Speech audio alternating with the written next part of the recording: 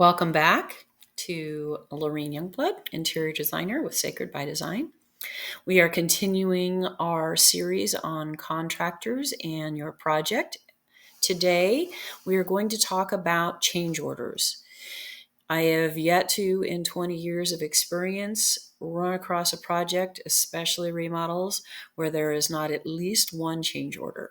So expect it. That's why you put your contingency in to your budget at the very beginning of this. If you want to know more about that, see the video on budgeting your project and bidding it.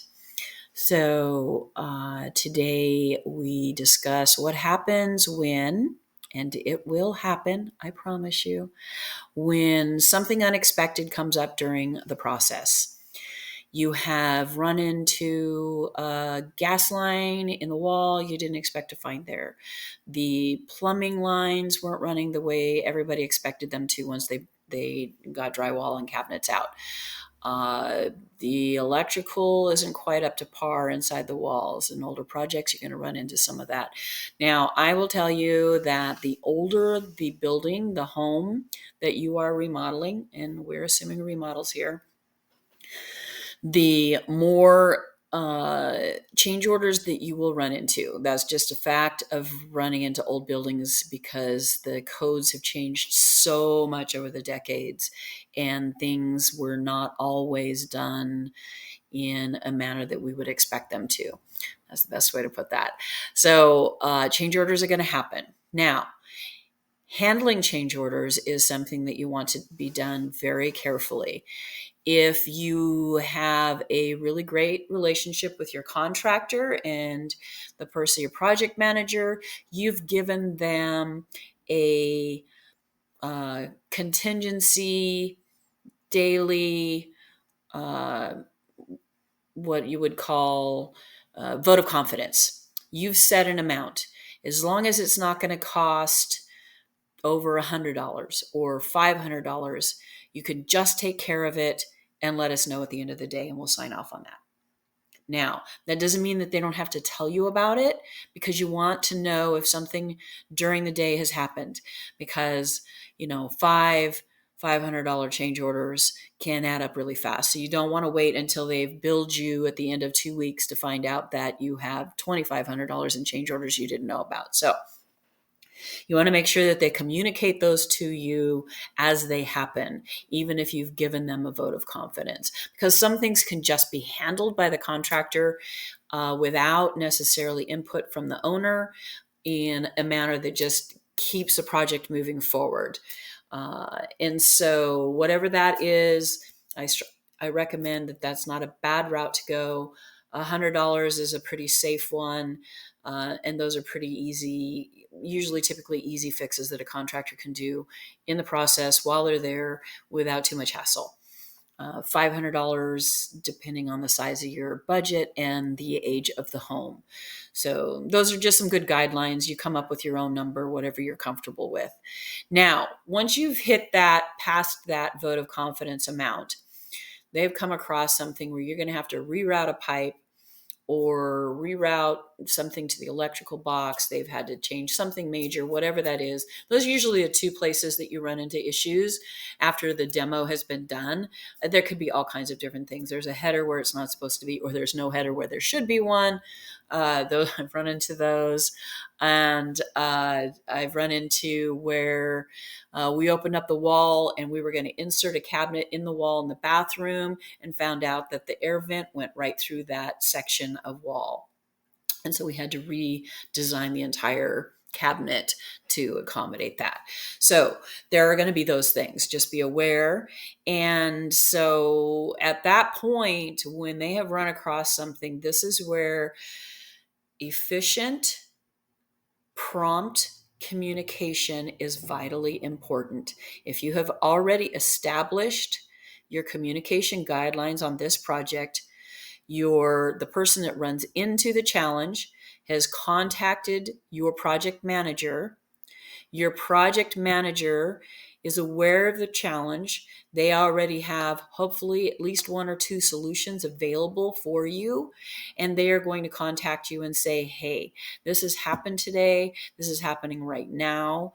This is what we feel the best solution is, the most cost effective, whatever that is. Now, in that change order should also be a timeline restructure. This is going to delay your project by 5 days or 2 hours. If it's not going to delay it, then that should be in there. No delay on the timeline. That's fine. Hopefully that's the way it goes. That's the way we always want it to. And then what the cost of those changes are going to be. Now, once that has happened, it needs to be in writing. Okay, we've agreed on this solution. This is the solution. And the change order is in writing with the associated cost, and you and your contractor have signed off on it. And then everybody can proceed forward, right? So this is really important. Prompt communication. So in a project, you want to be available. The longer it takes for you to make a decision, the more apt it is that the project is going to get delayed, just so that you know. Now, I'm not trying to encourage you to make decisions before you've really thought through the consequences of whatever those solution choices are. Absolutely, you want to do that. I just want you to be aware that prompt replies can, in the long term, affect the overall length of the project. Now, some change orders might only be scheduling changes. Now, if you want scheduling changes to be added as a change order, then you need to make sure that you're upfront in that process with your contractor or project manager at the very beginning of the project. Let's say I've had this happen. Their drywaller calls in to them. The drywaller is supposed to be there tomorrow or Monday next week. They've had a family emergency. They're in the hospital sick. Their kids have a cold, whatever it is. Something has happened where they're not going to be on site. Now, hopefully that's a minor delay, and they can say, okay, this has happened. This is the person we have, set up to do this project. They're not going to be able to come in until 5 days after they said. Now that means everything else gets pushed back, and they have to go through and reschedule all the other contractors that are supposed to be on site for your project. So please be aware of that process. And because of that, it might set additional delays down the line. Contractor had another project scheduled. They can't rearrange their schedule. Some things like that might happen. Now, that is obviously not what we prefer. Now, one of the solutions might be, if that delay is longer and it's really going to throw the entire project schedule off, you are always welcome to ask, do you have another contractor that does this, that can step in? Now, depending on the season, how busy construction is at that time period, and all of those things, it might or might not be an option. It might be that any other contractor they call is going to be even further delayed because they're already booked up for the next 3 months, right? So often staying with the same contractor is your best bet, unless it's really not going to be able to be possible. So want you to be prepared for those. And if you want that included as a contract and a signed change order, it's not a bad idea just to verify that everybody, including the subcontractor, has agreed to the new schedule, right? So you want to make sure that everybody's on board, and that you've seen, that your project manager has communicated that all the way down the line to everybody that's affected by this one change. And so most often it's going to be a money and scheduling change at the same time. And you just want it in writing. You want it very clear, just like the contract is clear. We need to relocate 3 switches. We need to add 1 breaker. We need to reroute a plumbing line or a gas line, or we have to find an addition. There's a different solution for the venting or something to that effect. You want all that in writing with the cost and any time delays that are going to be a direct result of that change. You want everybody to sign it. You want everybody to be clear. And that is how to handle change orders. And again, I have yet to see a project where there's not some kind of a change, even if it's something little.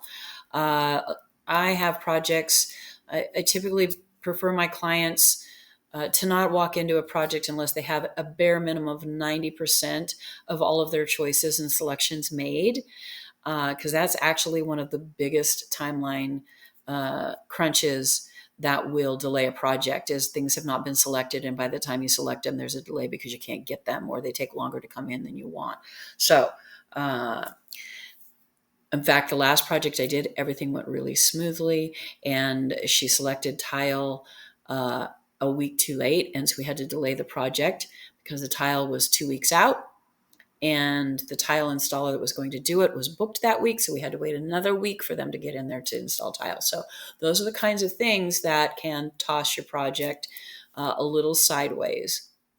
So the more you have selected up front, the better. The more on top of those selections you and your project manager are, the better. Fewer change orders. So that actually was a change order both in time and money, because some things, maybe you've left a couple of items that haven't been selected yet as you walked in the door, hopefully not too many. I would, again, 5 to 10% of your selections at the bare minimum. Tile was the only thing she hadn't selected when we walked into the project. Now, at that point, it's an allotment. When they said, well, we think it's going to cost you $500 for tile, and you select the tile and it's either more expensive or less expensive, there should be a change order that goes with that to adjust that cost accordingly. So just want you to be aware of all of those things. That's change orders for you. Stay tuned for our next video and more on project and contractors and what you can expect. Thank you.